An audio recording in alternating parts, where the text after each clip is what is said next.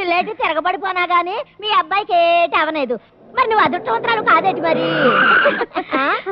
అమ్మా అమ్మా బాబు, నా నాయనే, నువ్వు బాగున్నావని తెలిసే వరకు నా ప్రాణం కుదుట పడలేదురా. ఇంతకీ సీత ఎక్కడమ్మా? సీత, ఇంకెక్కడ సీత? నువ్వు నడుపుతున్న విమానం మిస్ అయిందని తెలియగానే నీ మిస్సెస్ పన్నోడితో మిస్ అయిపోయింది. మొగుడికి ఏమైందో, అత్తగారు ఎంత బాధపడుతుందో అనే ఆలోచన కూడా లేకుండా లేచిపోయింది బాబు.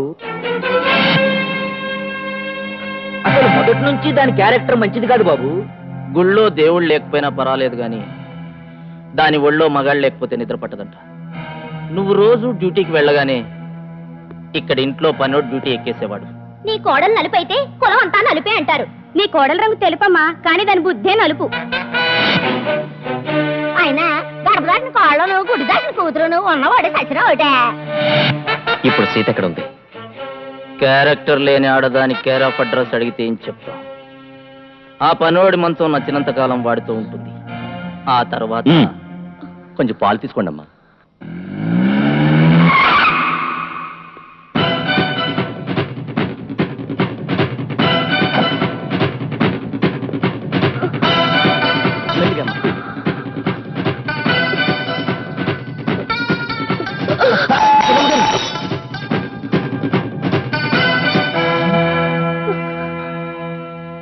బాబు గారు,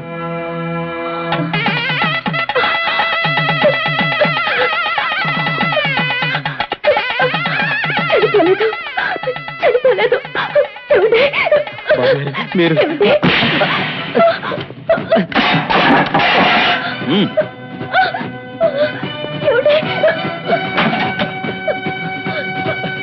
బాబు గారు, బాబు గారు, బాబు గారు, చిన్నమ్మ గారికి బాబు గారు.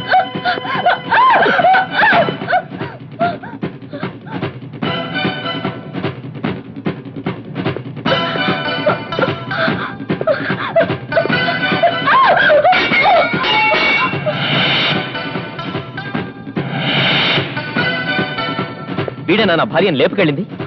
బాబు గారు,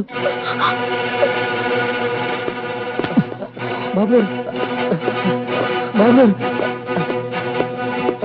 మావయ్య చెప్పేవు. చెప్పుతో ఎందుకులేరా, ఇవ్వు.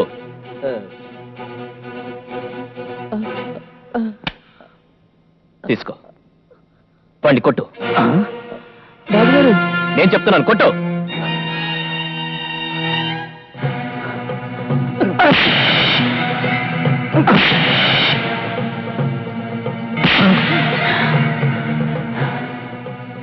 వీడితో ఎందుకు కొట్టించాలో నీకు తెలుసా? వీడిలో ఉన్న విశ్వాసం, మంచితనం కొంతైనా నీకు వస్తుందేమోనని. విజయ్, పనివాడితో నా తమ్ముని చెప్పుతో కొట్టిస్తావా? ఎవడు పనివాడు, ఎవడు తమ్ముడు? ఆనాడు గీత దాటిన సీతకి లక్ష్మణుడు ఏ సాయం చేయలేకపోయాడు. కానీ వీడు మనం పెట్టిన పట్టెడ అన్నానికి, మన కుటుంబానికి ఎంతో సేవ చేసి సీతకి తమ్ముడయ్యాడు. మరి నీతో బొట్టువులు మన సొమ్ము తిని చివరికి అన్నలాంటి వ్యక్తితో అక్రమ సంబంధం అంటగట్టే స్థితికి దిగజారారు. ఏమ్మా, నీ కళ్ళ ముందే నీ కోళ్లు మంగళసూత్రాలు తెంచి అవమానిస్తూ ఉంటే అత్తగా కాకపోయినా కనీసం ఓ ఆడదానిగా కూడా జాలి చూపించలేకపోయావా? భర్త క్షేమాన్ని కోరుకునే ఆడదానికి మంగళసూత్రాలు అవసరం లేదమ్మా. ప్రతి శ్వాస మంగళసూత్రమే. నువ్వు ఆవేశపడుతున్నావురా. దాని నష్టజాతకం వల్ల నీ జీవితం పాడవకూడదనే నా బాధ. ఎవరిదమ్మా నష్టజాతకం? సీత వాళ్ళ అమ్మని చంపిందా, లేక వాళ్ళ నాన్న చౌకి కారణమైందా? అనుకోకుండా జరిగే ప్రతి నష్టాన్ని ఎందుకమ్మా దాని మీద తోసి దాన్ని ఇలా బాధ పెడతారు? ఒరే బాబు, జాతకాల గురించి నీకు తెలియక అలా మాట్లాడుతున్నావురా? అవునమ్మా, చిన్నప్పుడే భర్తను పోగొట్టుకున్న నీదే జాతకం, నాన్నాని పిలవలేని నాదే జాతకం. చెప్పమ్మా, మన ఇద్దరిది మించి నష్ట జాతకం ఉందా? ఒరే, నువ్వేం మాట్లాడుతున్నావో తెలుసా? లేకపోతే ఏంటమ్మా, నేను నడిపే విమానం కూలిపోవడానికి ఇంట్లో ఉన్న నా భార్యకి ఏమిటమ్మా సంబంధం? కోడలంటే శత్రువు కాదమ్మా, జీవితాంతం మెట్టినింట్లో ఉండి ఆ ఇంటి గౌరవాన్ని కాపాడే కూతురమ్మా. అసలు నా భార్యకు అంగపూజ రంగపూజ చేయిస్తే నేను సుఖపడతానని చెప్పిన వెధవ.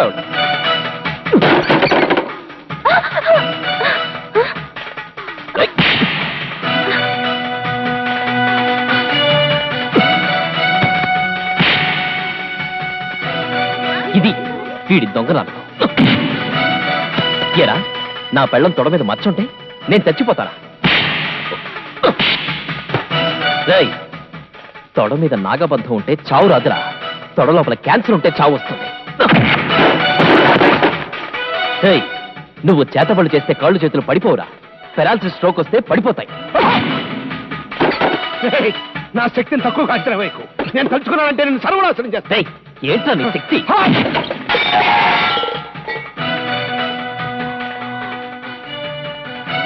వీళ్ళ అమాయకత్వాన్ని మూఢనమ్మకాల్ని బలహీనతగా తీసుకుని ఎంతో మంది దాంపత్య జీవితాల్ని నాశనం చేస్తావా?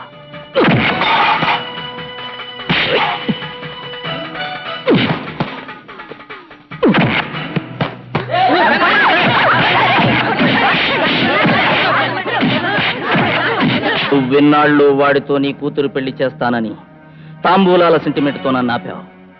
కానీ 10 మందిలో పనివాడి చేత చెప్పుతో కొట్టించుకున్నా కూడా వాడిని వదిలేస్తే నన్ను చూసి ఏ ఆడదైనా తెల్ల వెంట్రుకతో సమానం పోరా అంటుంది.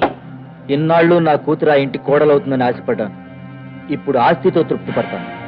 నువ్వు ఇదే మాట మీద ఉండన్నయ్య. రేపు ఈ ఇంట్లో వెలిగించే దీపాలతో పాటు ఓ 2 దీపాలు ఎక్స్ట్రాగా వెలిగించి మేనల్లుడికి వాడి పెళ్ళానికి తల దగ్గర పెడతా. శబాష్. నరకాసుడు చచ్చిన రోజు జనానికి దీపావళి, మన మేనల్లుడు చచ్చిన రోజు నీకు నాకు దీపావళి. చేర్స్.